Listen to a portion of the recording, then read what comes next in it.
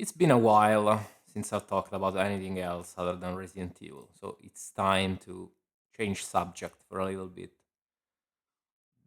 This year is actually the 10th anniversary of the release of Doom 2016, but for now, I'm just gonna concentrate on Dark Ages, which has just seen his 1 year release anniversary. It actually came out 1 year ago. This franchise, at least the reboot, has had an interesting trajectory, honestly, because the first game, at first, as far as I remember, wasn't really hyped that much. Like, of course, it was awaited by people. There was some excitement because it was Doom. It is Doom, so people are gonna be excited somewhat for it, regardless.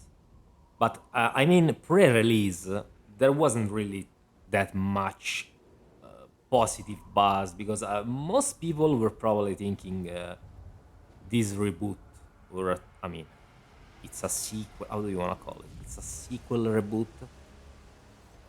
Most people thought it was gonna flop, and then it came out, and it turned out to be a pretty decent game. Not perfect, of course, because my biggest beef with it is the level design, but yeah, I'll talk about it when I revisit the original Doom 2016. And then after that, people, I mean, enjoyed the game, and they were pretty hyped for the sequel, which was Doom Eternal. And the sequel, I would say, it succeeded, but also failed in some aspects because it was pretty controversial. It definitely is the game in the franchise, in my opinion, that had the highest staying power. Also, thanks to the fact that it came out during COVID, so it stayed in the conscious mind of people longer. Because with the lockdown and everything, the controversy, people kept talking about it regardless. I mean, most people were bitching that it was too hard. I don't think it was too hard. It had some things that could have been better, honestly, but it was far from a hard game, like from an unbeatable game at least. And then after that, there was Dark Ages, which is honestly the probably the least hyped, the game that had the least staying power in the franchise because people already don't talk about it anymore. You had people making, I mean, at least with Doom Eternal, people making videos that got tons of views 1 year later the game release. 2021, people were still talking about Eternal, also thanks to the DLC, of course.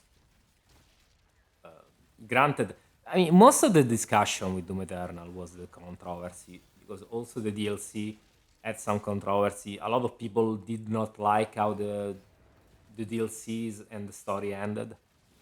I'm one of them. I didn't buy the DLCs.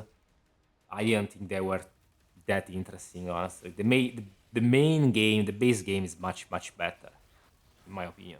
Like the last level in the main game is a better conclusion than the other two DLCs. They really went overboard with the story and everything in Eternal, and they ended up ruining the game, in my opinion. Like they see like the story that they were trying to build. So, and with Dark Ages, like I said, most people really didn't give much of a shit. I think there was not much discussion. Like pre-release, there was discussion, but right now, 1 year later, I don't see much buzz. To be honest, I don't even know if they have released a DLC, a story DLC. I don't think they have because otherwise you will have people talking about it. But no.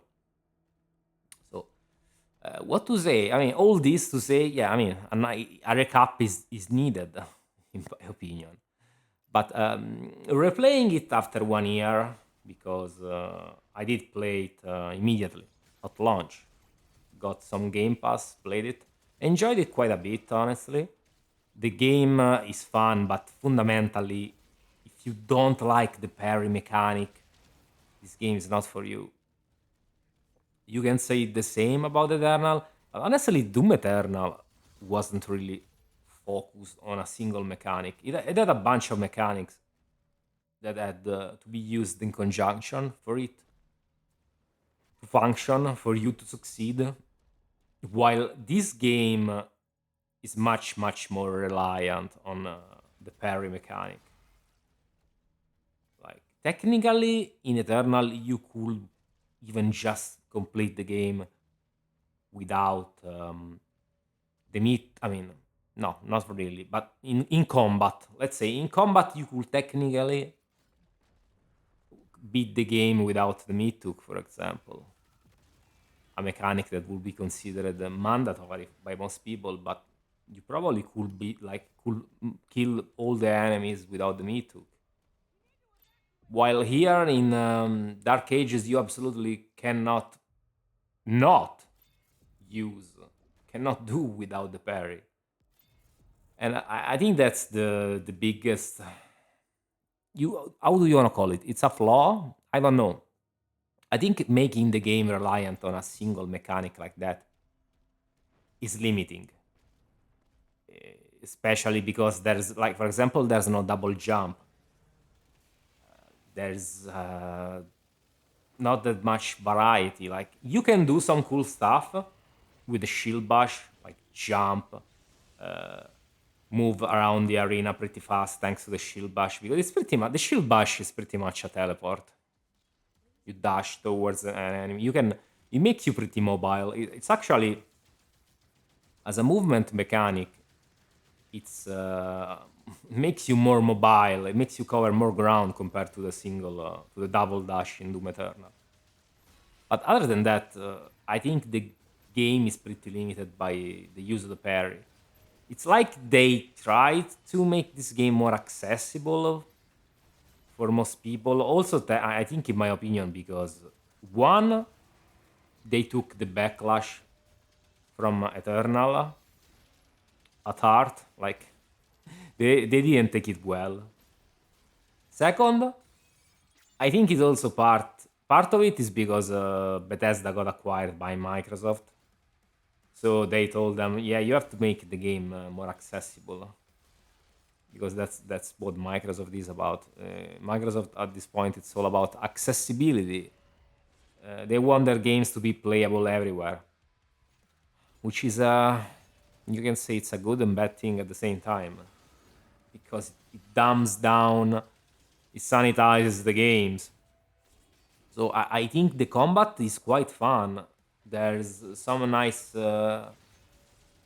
like skirmishes, fights in Dark Ages, some nice setups, situations. But in terms of gameplay, it's probably the in terms of like raw combat compared to the Eternal is a slight devolution, I would say. It's slightly less complex compared to Eternal. And, I mean, I would say, I will almost say that it's like a hybrid between 2016 and Eternal. Like, it tries to do some things differently, but it also regresses the combat to a more simple level compared to Eternal, which is probably for the best, because Eternal was just too much at times. That was not the kind of game you want to play after a hard day of work. Like, it has its reason to exist, absolutely, but it was exhausting to play for longer sessions. Yeah, I mean, so I definitely do agree with toning down a little bit the overall like pacing of the combat, because it was just a little bit too frenetic. It was fun, but too frenetic for my taste. So they changed things up quite a bit. I mean, you can tell everything about the Doom reboots, the three games, the trilogy, but you cannot absolutely say they play all the same. Like they did a pretty good job at differentiating them. Like 2016 is pretty accessible and vanilla and basic, you can say. Eternal is an evolution of that. It's more complex. It has more a lot of mechanics to learn for you to maximize the combat and your skill. And then with Dark Ages, they try to tone it back down, which it works at the same time, but it also doesn't work because they made it too reliant on a single mechanic, which I don't think it should be that way. Because I mean, when you say Doom, I don't really think that you should make a Doom game too reliant on a mechanic like the parry. It just feels too out of character in my taste. But the combat is good. There is in terms of mechanics, I haven't followed much.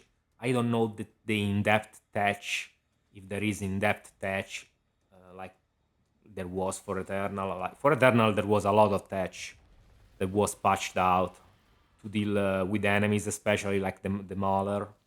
No, sorry, the Marauder, not the Mauler. Yeah, they also patched out a lot of stuff from Eternal, like the grenade trick, the the ballista trick, and so on. With Dark Ages, I haven't followed much. With Eternal, I was really into it, and I tried to look for all the patch. The patch I thought it was interesting, but with Dark Ages, I just play the game the way I feel it, the way I think it's right to play. So I mean, I think overall the game succeeds overall, despite some setbacks. For example, at launch, at least at launch, the game had problems with the audio. It felt quite buggy, to be honestly, as well. But 1 year later, they have fixed most of the issues I do remember the game having. So it plays much better now. It is fixed for the most part, especially when it comes to the audio comport, to the audio section, audio compartment. Now the music, the mixing is not fucked up anymore. And I actually have to say that the soundtrack is much better than I thought it was. Because with the mixing being fucked up at first, you really don't get to appreciate the soundtrack. But now, yeah, it's pretty good. It's different from the Mick Gordon soundtrack, but honestly, it's not as memorable as much as as the one made by Mick Gordon. But it's still pretty memorable. It's still pretty catchy to listen to. It kinds of reminds me of the Quake 2 soundtrack at times, which is definitely a positive. So and they also added the Repatorium, which is an arena, a survival. I don't want to call it. Which yeah, it's okay. It's fun. As far as I've seen, like I said, there is no DLC so far, so I don't know when they intend to release it. It's actually stop the presses. I'll edit in this piece posthumously because yeah, I've only finished the video now, and I actually saw that they announced the DLC at the Summer Game Fest, or I mean, at whatever Xbox event. If they were an event, I don't know. I just saw the trailer, and the trailer for the DLC looks pretty cool. We're gonna get, it seems, more aerial combat because there's a new weapon, the spear.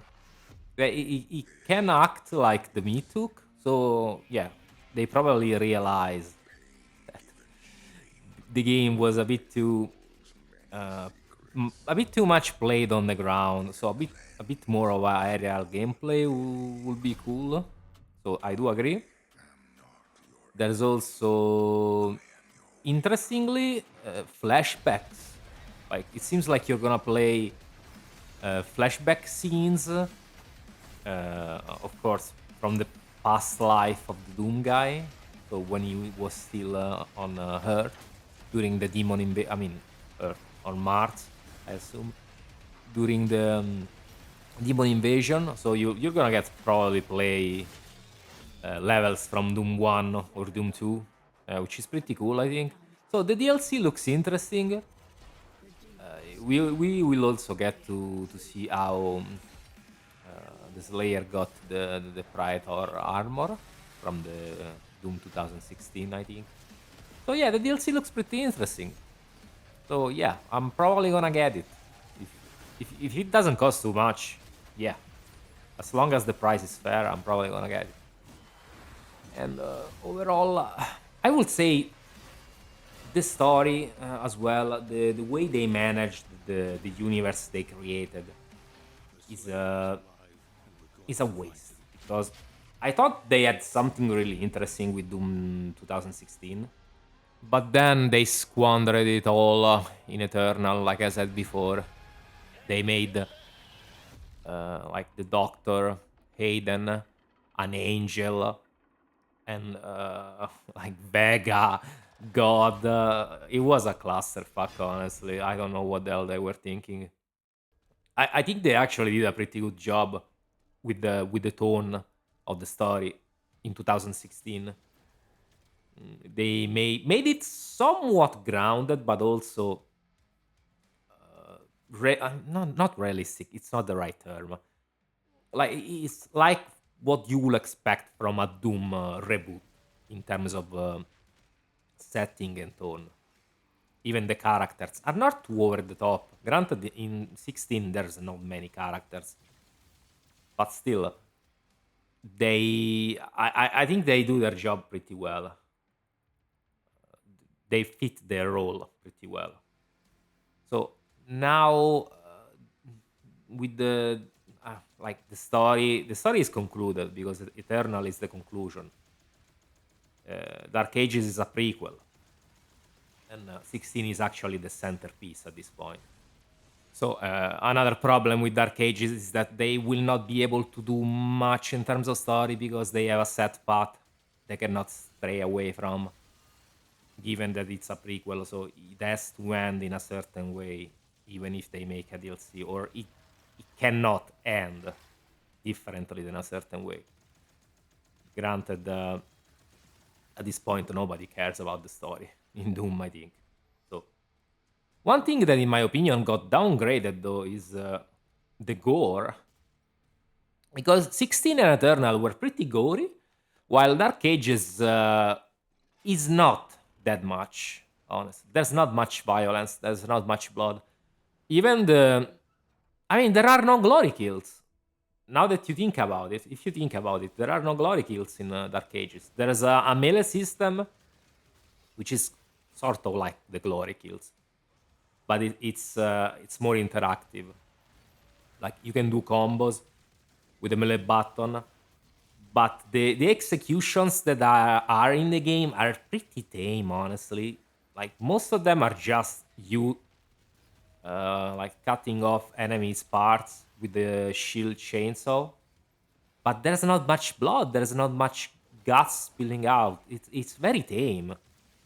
You can really tell Microsoft had an influence on this game, and it sucks because I mean, when you think about medieval setting, you think blood, guts, violence, swords, spears, but no, there's nothing in that sense. It's very tame. It doesn't. It almost doesn't feel like Doom, honestly. So yeah, it's odd. Another thing you can argue is that the choice of the weapons is not like the best it could be, because yes, you have some constraints given the fact that it's a medieval setting, like a Dark Ages setting. But I think some of the weapons are a bit meh. They don't pack much of a punch. Like for example, the the plasma guns. There are two plasma guns. The second one, the Cycler, I think its name is it's pretty much like the chain gun, because there's no chain gun in this game. So it's the replacement for the chain gun, I think, in terms of balance, from what I've seen. But it doesn't feel as punchy as the chain gun. Same thing with the plasma gun. The plasma, like the other plasma gun, is I assume what the regular plasma gun in the other Dooms should be, but again, it doesn't feel as punchy unless you charge it up.